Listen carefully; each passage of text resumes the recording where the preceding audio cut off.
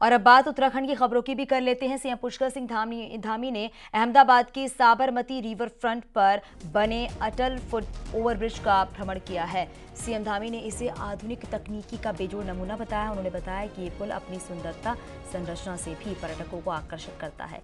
इसमें लोगों के आवागमन की बेहतर सुविधाएं दी गई हैं। सीएम धामी ने पुल के प्रोजेक्ट हेड से अटल ब्रिज की जानकारी भी ली है। उत्तराखंड में भी इसी तर्ज पर पुल बनाए जाने की संभावनाएं तलाशने के सचिव को निर्देश भी दिया गया है।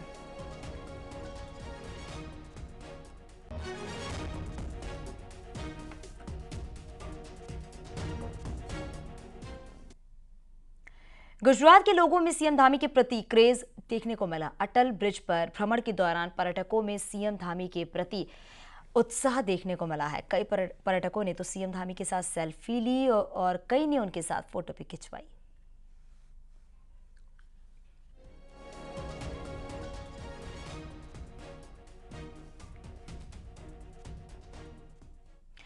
वहीं बुधवार को सीएम पुष्कर सिंह धामी ने अहमदाबाद में इन्वेस्टर समिट के लिए रोड शो भी किया है। सीएम निवेशकों के साथ बातचीत भी की है और उन्हें इन्वेस्टर समिट के लिए आमंत्रित किया है।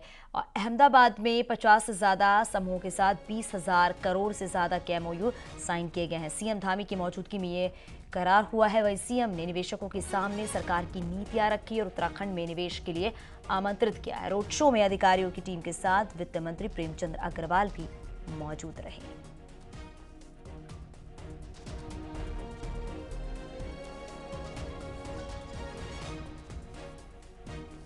तो इन्वेस्टर समिट को लेकर रोड शो हुआ। निवेशकों को सीएम पुष्कर सिंह धामी ने आमंत्रित किया है।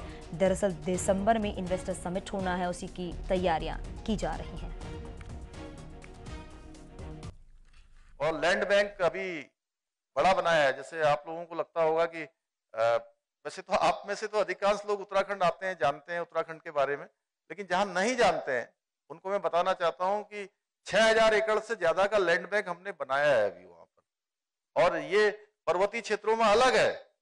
जो हमारे हिल्स में आएंगे, जो हिमालय की तरफ जाएंगे, उनके लिए हम और प्रोत्साहन की नीतियों को भी ला रहे हैं और अमल में ला रहे हैं। लेकिन मैदानी क्षेत्रों में बड़ा लैंड बैंक हमारे पास है उद्योग लगाने के लिए।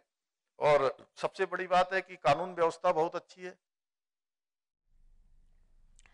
देहरादून से खबर मिल रही है। प्रदेश के कॉलेज और यूनिवर्सिटी में 7 नवंबर को होंगे छात्र संघ चुनाव। प्रदेश में पहली बार एक ही बार होंगे सभी कॉलेज यूनिवर्सिटी में चुनाव। प्रदेश के अधिकतर कॉलेज में ABVP और NSUI की सीधी टक्कर है। पुलिस ने छात्र संघ चुनाव के लिए तैयारियां जोरों पर हैं। कॉलेज में इन दिनों छात्रों के शक्ति प्रदर्शन, रैलियां और प्रचार प्रसार जोरों पर है। पोस्टर बैनरों से पटे पड़े हैं प्रदेश के कॉलेज और शहर।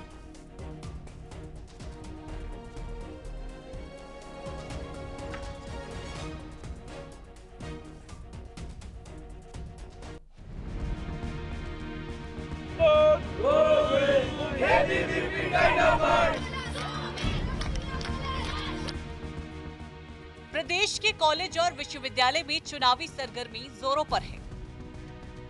जिसके टिकट कटे वो बागी हो चले, तो जिन्हें टिकट नहीं मिले वो निर्दलीय या दूसरे दलों से जा मिले।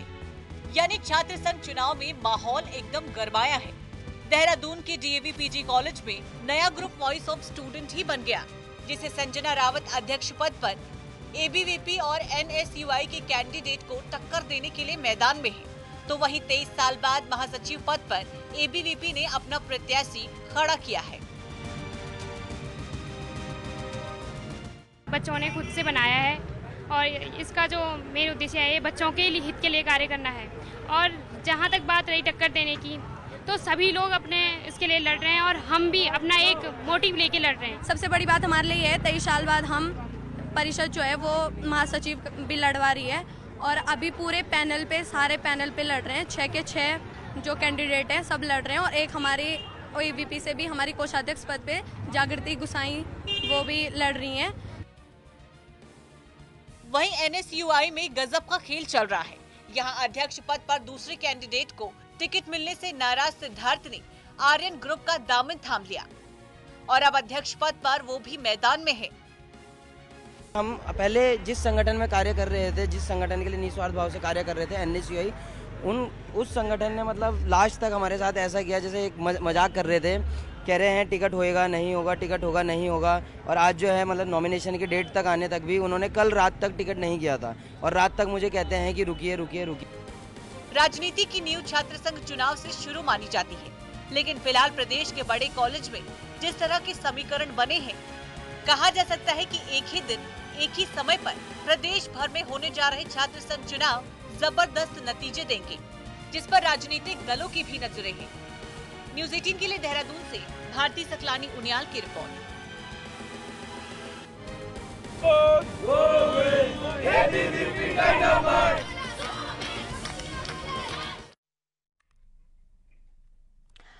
तो देखिए किस तरीके से प्रदेश के कॉलेज और यूनिवर्सिटी में 7 नवंबर को चुनाव होना है और उससे पहले जो तैयारियां देखने को मिल रही हैं उससे कहा जा सकता है कि तैयारियां जोरों पर हैं। और इसी पर बातचीत करने के लिए हमारे सहयोगी सत्येंद्र बर्तवाल हमारे साथ जुड़ गए हैं। सत्येंद्र जरा बताइएगा, क्योंकि प्रदेश में पहली बार एक साथ ये सभी कॉलेज में चुनाव होंगे, इसको देखते हुए किस तरह की तैयारियां वहां पर देखने को मिल रही है? लगातार प्रदर्शन भी देखने को मिल रहा है। बिल्कुल चांदनी, मैं आपको बताता हूँ, क्योंकि जो छात्र संघ राजनीति है वो देश और प्रदेश की जो राजनीति है उसकी पहली और अहम कड़ी मानी जाती है।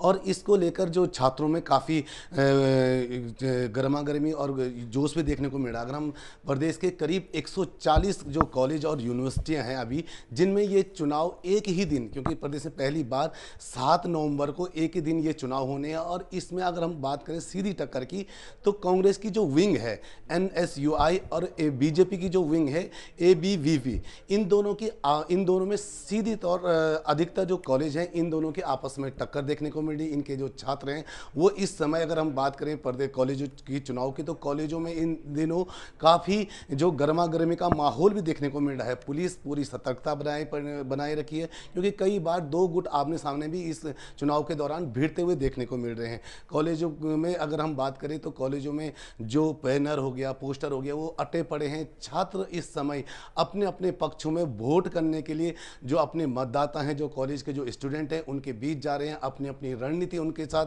डिस्कस कर रहे हैं। साथ ही इस समय शक्ति प्रदर्शन, रैलियां और तमाम चीज़ें जो एक चुनाव के लिए अपने पक्ष में वोटिंग के लिए जो छात्र कर रहे हैं वो साफ तौर पर देखने को मिल रही है, क्योंकि पहली बार है ये प्रदेश का जो कि एक साथ ही ये चुनाव होंगे। जी, बहुत शुक्रिया इस पूरी जानकारी के लिए सत्येंद्र।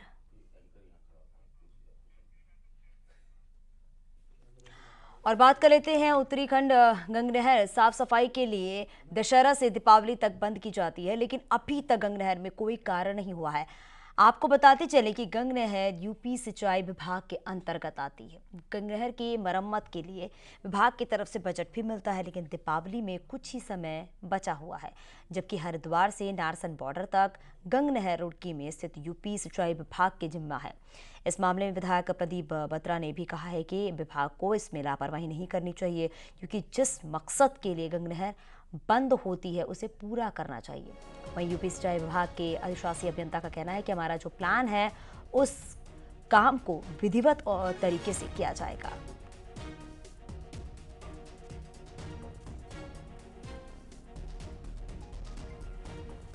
बंदी का मकसद यही होता है कि नहर बंद हो और इसकी सिल टिकले सफाई हो, ताकि पानी भी सुचारू रूप से आगे जाए और सिंचाई के काम आए। तो ये सारी चीज़ें, और विभाग को इसमें लापरवाही नहीं करनी चाहिए।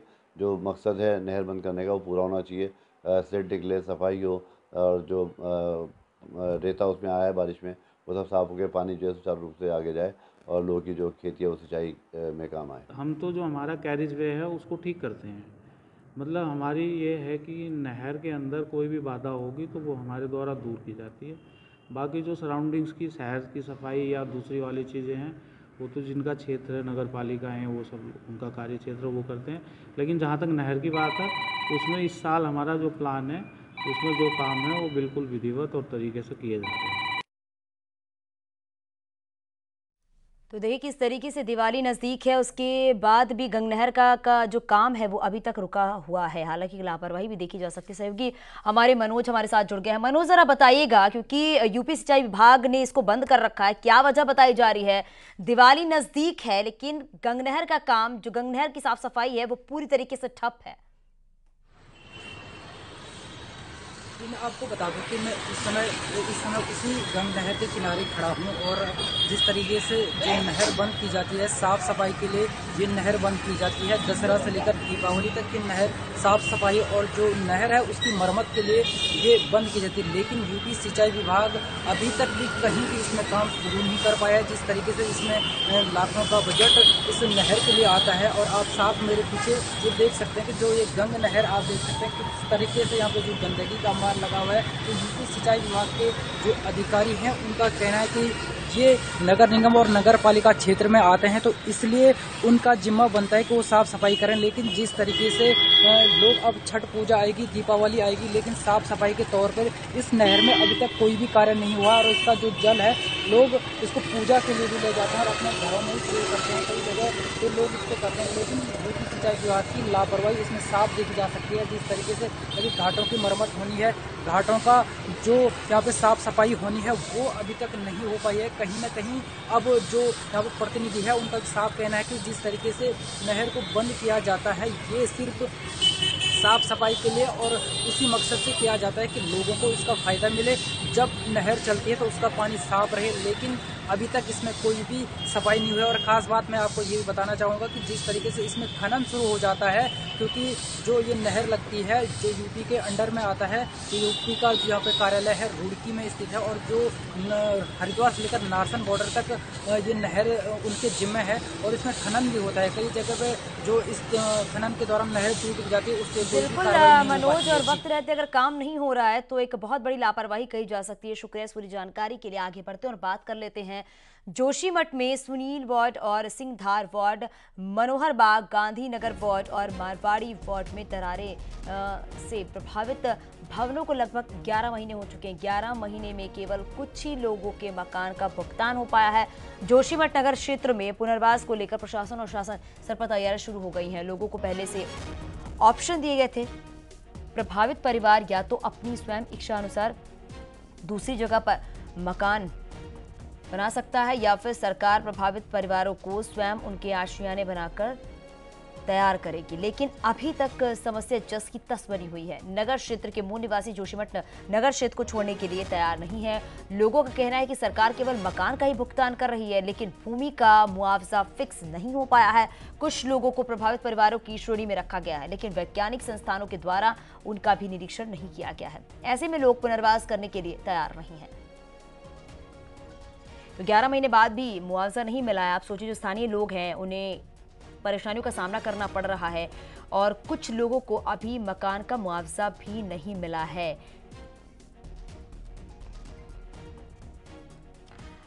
जोशीमठ लिए चलते हैं, सहयोगी नितिन सेमवाल हमारे साथ जुड़ गए हैं। नितिन, जरा बताइए कि अभी तक लोगों को मकान का मुआवजा नहीं मिला है।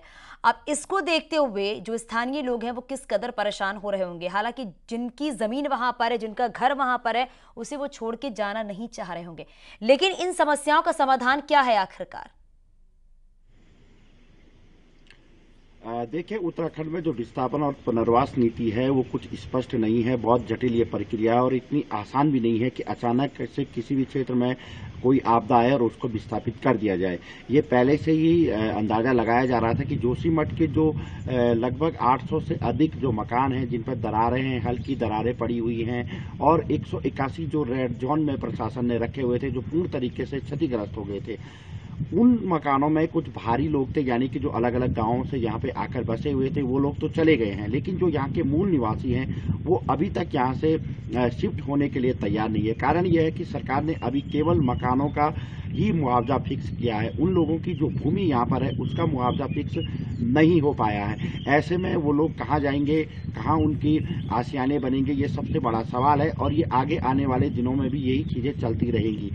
अभी हालांकि सरकार ने अब पुनर्वास नीति को लेकर एक और पत्र जारी किया हुआ है। लोगों से उनकी इच्छाएं पूछी जा रही हैं। अगर कोई यहाँ से बाहर जाना चाहता है तो सरकार उसको पैसा देकर, यानी कि पूरी प्रॉपर्टी का पैसा देकर उसको बाहर शिफ्ट कर सकती है, ये प्रशासन का कहना है। लेकिन लोगों का अब ये कहना है कि वो तब तक यहाँ से नहीं हिलेंगे जब तक उनकी स्थानीय भूमि का भी पेमेंट ना हो जाए, तब वो यहाँ से बाहर जाएंगे। क्योंकि मुआवजे की अगर बात करें तो मुआवजा लोगों को उतना नहीं मिल रहा है कि वो यहाँ से बाहर बच सकें। जिसके 4 कमरे हैं वो यहाँ से देहरादून ऋषिकेश में 4 कमरे नहीं बना सकता है, क्योंकि पेमेंट जो है वो बहुत ज्यादा बिल्कुल कम नितिन, हो रहा है। और आने वाले वक्त में ये भी देखना होगा क्योंकि जोशीमठ में जो दरारें आई थी उससे काफी नुकसान भी हुआ है और स्थानीय लोग इससे काफी परेशान भी हैं और उन समस्याओं से जूझ भी रहे हैं। बहुत शुक्रिया इस पूरी जानकारी के लिए।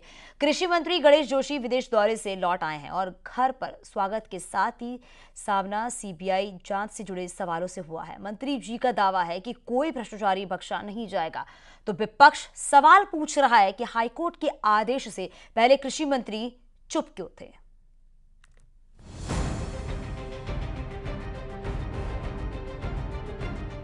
कृषि मंत्री गणेश जोशी करीब 10 दिन के विदेश दौरे के बाद घर लौटे तो कार्यकर्ताओं और समर्थकों ने स्वागत माला पहनाकर किया, पर स्वागत के साथ साथ सवाल भी मंत्री गणेश जोशी का इंतजार कर रहे थे। सवाल ये कि उद्यान विभाग के घोटाले पर उनका क्या कहना है। हाईकोर्ट ने सीबीआई जांच का आदेश दिया, लेकिन कांग्रेस कृषि मंत्री की जांच की भी बात कह रही है। हाईकोर्ट के जांच के आदेश में बीजेपी विधायक का नाम है, आखिर ऐसा क्यों हुआ? बड़े घोटाले पर यही सवाल पूछे गए, पर कृषि मंत्री गणेश जोशी ने एक ही जवाब दिया, जांच में जो गलत और भ्रष्ट साबित होगा उस पर कार्रवाई होगी। जब जांच होगी तो जांच में जो भी सामने आएगा, कितना भी बड़ा व्यक्ति होगा, उसके खिलाफ कार्रवाई होगी। विपक्ष क्या कहता है क्या नहीं करता मैं उसमें नहीं जाना चाहता, लेकिन हम किसी भ्रष्टाचारी को हम छोड़ेंगे नहीं और किसी सही व्यक्ति को हम परेशान नहीं करेंगे। ये हमारा सरकार का संकल्प है और इसमें दूध का दूध, पानी का पानी होगा। जो दोषी होगा उसको सजा होगी। उद्यान विभाग के घोटाले पूर्व निदेशक हरमिंदर सिंह बावेजा के कार्यकाल के हैं, जब पौधों से लेकर मेलों के नाम पर किसानों का पैसा लूट खसोट किया गया। बावेजा के करीब 2 साल के कार्यकाल में क्या गोलमाल हुआ, ये सीबीआई ही पता लगा पाएगी। इसी को लेकर कांग्रेस हमलावर है। वहीं सीबीआई जांच पर पहली बार कृषि मंत्री के बयान पर कांग्रेस ने पलटवार किया है। मेरा गणेश जोशी जी से एक ही निवेदन है, अगर वो कहते हैं कि जो बड़े से बड़ा दोषी है उसके खिलाफ कार्रवाई की, तो आप पहले अपनी सफाई तो दे दीजिए। दीपक करगेती ने आमरण अनशन किया, काश्तकार अनशन, अब वहाँ आंदोलन कर रहे थे, लंबे समय से इस जांच की मांग चल रही थी, आपने जांच क्यों नहीं बैठाई? आखिर हाईकोर्ट को निर्देश देने के बाद ही आप जांच बैठा रहे हैं। अगर आप सच थे, साफ थे और आपका इनको संरक्षण प्राप्त नहीं था, तो जब आपके पास शिकायत आई थी, कागजातों के साथ उसने शिकायत की थी, हमारे पास सारे कागजात हैं जो आपको भी प्रेषित किए गए थे, आपने कार्रवाई क्यों नहीं की? आपने जांच क्यों नहीं बैठाई? आखिर हाईकोर्ट के निर्देश पर ही जांच क्यों बैठ रही? उद्यान विभाग में घोटाला हुआ है, ये बात एसआईटी जांच के बाद होने वाली सीबीआई जांच से साफ हो चुका है। कृषि मंत्री गणेश जोशी ने जांच के बाद एक्शन की बात कहकर फिलहाल भले ही पीछा छुड़ा लिया हो, लेकिन घोटाले पर सवाल तब तक उठते रहेंगे जब तक सीबीआई जांच पूरी होकर असली घोटालेबाज बेनकाब नहीं होते। देहरादून से न्यूज़ 18 के लिए दीपांकर भट्ट की report.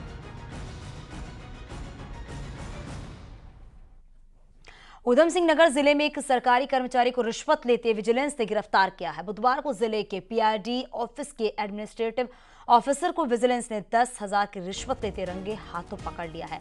Administrative officer Ashwini Kumar PRD के एक जवान से पोस्टिंग के बदले रिश्वत की मांग कर रहा था, जिसकी शिकायत पीआरडी जवान ने विजिलेंस को दी थी। विजिलेंस की ट्रैप टीम ने शिकायत को सही पाया और आरोपी अधिकारी को रिश्वत लेते रंगे हाथों गिरफ्तार कर लिया। बताया जा रहा है कि पिछले हफ्ते ही जिले में एक पटवारी भी रिश्वत लेते गिरफ्तार हुआ था।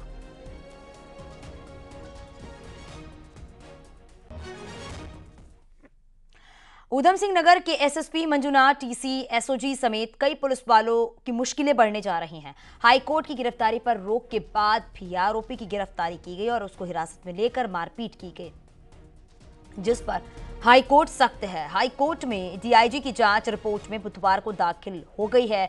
कोर्ट अब 3 नवंबर को इस पर सुनवाई कर आदेश जारी कर सकता है। दरअसल 11 सितंबर को हुई एक घटना में गगनदीप आरोपी है, लेकिन दोनों पक्षों में समझौता हो रहा है, जिसकी वजह से कोर्ट ने गगनदीप की गिरफ्तारी पर रोक लगाई थी। लेकिन उसके बावजूद भी कोर्ट से बाहर निकलते ही उसको एसओजी ने गिरफ्तार किया है और किच्छा थाने में मारपीट भी की गई।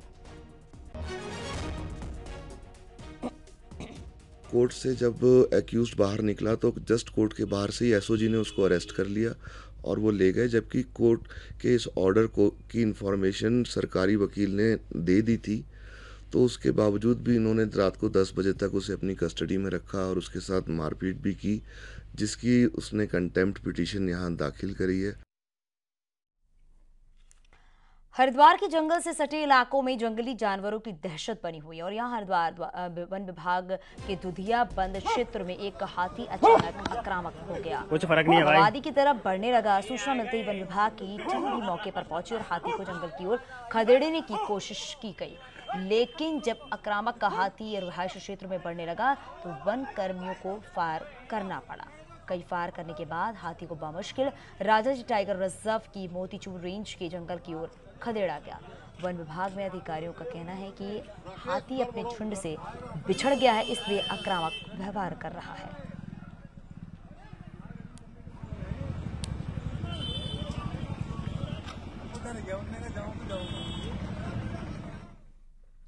कॉर्बेट टाइगर रिजर्व के ढेला स्थित रेस्क्यू सेंटर से एक बाघ को वापस जंगल में छोड़ दिया गया है। बताया ये जा रहा है कि इस बाघ को कुछ दिन पहले पौड़ी जिले से रेस्क्यू किया गया था और इस बाघ की सही स्थिति को देखते हुए इसके गले में रेडियो कॉलर लगाकर इसे कॉर्बेट के जंगल में रिलीज कर दिया गया है। अब इसकी सैटेलाइट के माध्यम से लगातार मॉनिटरिंग की जाएगी। यदि सब कुछ ठीक रहा तो इसका रेडियो कॉलर भी निकाल दिया जाएगा।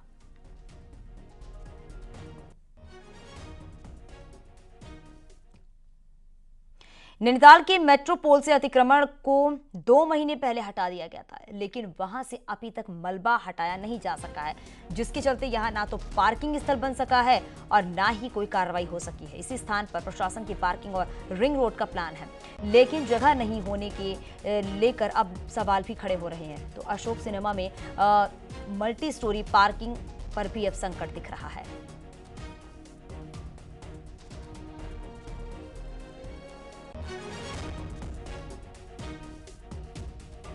दिक्कत तो ये आ रही है कि अब फेस्टिवल सीजन भी आने वाला है, इसलिए बेहतर है जो प्रशासन ने यहाँ पार्किंगें बनाई हैं जल्द से जल्दी प्रशासन हैंडओवर करे, उसकी टेंडर व्यवस्था करे।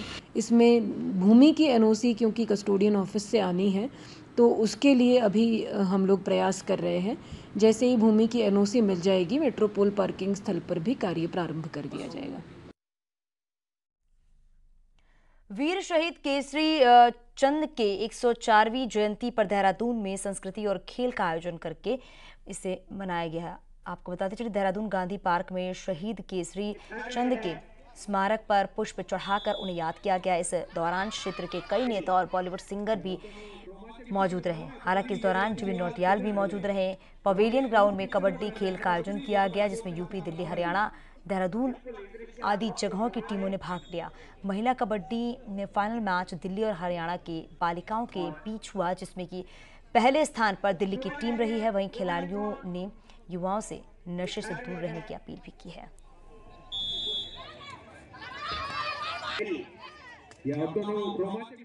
मैं आज के युवा जन ये संदेश देना चाहूँ कि नशे पते तो दूर रहे और ज्यादा से ज्यादा कोई सा भी गेम में फोकस करे, न कि कबड्डी में। कोई सा भी गेम आप ले सकते हैं, मतलब, और सबके पेरेंट्स गेम में मतलब बड़कन है, आगे करें। यहाँ पे हमारी संस्कृति और खेलों में हम पूरे उत्तराखंड में नहीं बल्कि पूरे देश में सबसे अग्रणी है। यहाँ का हर बच्चा खेलता है, हर बच्चा अपनी संस्कृति को जिंदा रखे हुए हैं और अब तो बहुत अच्छा हो गया। भारत सरकार, प्रदेश सरकार ने अभी खिलाड़ियों के लिए आरक्षण की व्यवस्था कर दी है। और नजर डालते हैं पहाड़ की 10 बड़ी खबरों पर भी। अल्मोड़ा की लामबगड़ पुलिस ने एक शख्स को 1 किलो चरस के साथ गिरफ्तार किया है। तस्कर बरेली का रहने वाला है और पहाड़ में चरस बेचने आता है। हल्द्वानी में चोरी की एक हाई प्रोफाइल घटना का पुलिस ने खुलासा कर दिया है। 2 चोरों को मध्य प्रदेश से गिरफ्तार किया गया है, जिनके पास से कैश भी बरामद किया गया है। उत्तरकाशी के गंगोरी कस्बे में रसोई गैस सिलेंडर से भरी गाड़ी मिली है, जिसमें से अवैध रूप से सिलेंडर बांटे जा रहे थे। जिला खाद्य पूर्ति विभाग ने गाड़ी को सीज कर दिया है। रुड़की में झबरेड़ा के एक घर में राज्य कर विभाग ने छापेमारी की है और घर से गुटखा और खैनी के 100 से ज्यादा कट्टे बरामद किए हैं। टिहरी पीजी कॉलेज में छात्र संघ चुनाव को लेकर सत्यमेव जयते ग्रुप ने सभी सीटों पर अपने प्रत्याशियों की घोषणा कर दी है। इस बार भी चुनाव में जीत का दावा किया गया। हरिद्वार में स्ट्रीट फूड को बढ़ावा देने के लिए नगर निगम फूड स्ट्रीट बनाने जा रहा है, जिससे स्थानीय लोगों और बाहर से आने वाले यात्रियों को एक ही जगह पर कई प्रसिद्ध व्यंजनों के स्वाद मिल जाएंगे।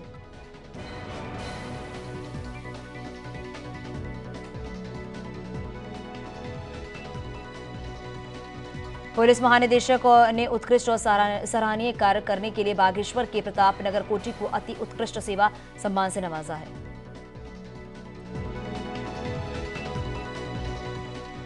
कोटद्वार के पटाखा व्यापारियों और प्रशासन के बीच विवाद शुरू हो गया है। बाजार में जगह न मिलने से नाराज व्यापारियों ने एसडीएम से पास में ही जगह देने की मांग की है। वन मंत्री सुबोध उनियाल ने नई टिहरी कलेक्ट्रेट में अधिकारियों की बैठक ली है, जिसमें कि नरेंद्र नगर के शहरी स्वरूप पर वन विभाग दर्शाए जाने से उत्पन्न स्थिति के समाधान पर भी चर्चा की गई है। देहरादून में महंत इंद्रेश अस्पताल में ईएसआईएस सेवा आज से एक बार फिर शुरू हो रही है, जिसमें कर्मचारी बीमा का लाभ फिर से कई विभागों में मिलेगा।